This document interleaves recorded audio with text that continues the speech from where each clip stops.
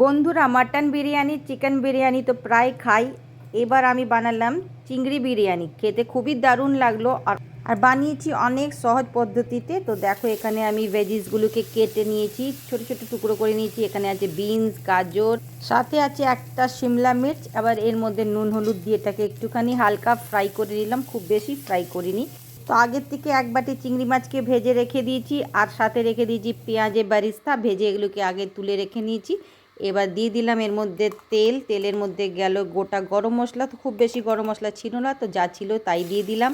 আর এখানে পেঁয়াজ, আদা, রসুন আর টমেটোর পেস্ট করলাম, এই পেস্টটাকে এখানে দিয়ে দিলাম। আর পেস্টটা ভালো করে কষালাম যেন কাঁচা গন্ধ না থাকে। এরপরে দিয়ে দিলাম বেসিক মশলা, 1 চামচ জিরে, তার মধ্যে দিয়ে দিলাম হলুদ, নুন আর লঙ্কার গুঁড়ি দিয়ে ভালো করে পেস্টটাকে সাঁতলে নিলাম। আর মশলাটাকে কষিয়ে নেবার পরে দিয়ে দিলাম ভাজা চিংড়ি মাছ, আর সাথে একটু জল দিয়ে এবার এটাকে এখানে একটুখানি কুক করতে দেবো। আর এদিকে দেখো, আমি ভাতটাও হয়ে গেছে। এটা বিরিয়ানির চালকে আমি জাস্ট এখন আমি সিভ করছি, মাঠটা গেলে নিলাম। আর এবার এটাকে রেখে দেবো ঠান্ডা হওয়ার জন্যে। আর এদিকে দেখো মশলা কষে গেছে, এদিকে রাইসটাও ঠান্ডা হয়ে গেছে। তো এর মধ্যে এবার ঢেলে দিলাম। একদম দেখতেই পাচ্ছ এমনি বড় বড় দানা, আর একদম আলাদাভাবে আছে, একদম ঝরঝরা রাইসটা হয়েছে। তো এবার এটাকে আমি চামচ দিয়ে হালকা করে এটাকে মিক্স করে দেব কারিটার সাথে। আর তার মধ্যে দিয়ে দিলাম এর উপর থেকে ভেজে রাখা এই সবজিগুলো। আর এবার আবার সে ভালো করে একটু মিক্স করে নেব। এরপরে দিয়ে দিলাম 1 চামচের মতন কেওড়া ওয়াটার, আর সাথে দিয়ে দিয়েছিলাম পেঁয়াজে বারিস্তা। আর এরপরে দিয়ে দেবো এর মধ্যে ধনে পাতা দেওয়ার পরে এটাকে কিছুক্ষণ না ঢেকে একটুখানি দম দিয়ে দেবো। তো আমি এই কড়াইটার মধ্যে ঢেকে এটাকে কুক করলাম, আলাদাভাবে আমি এটাকে দম দিলাম না।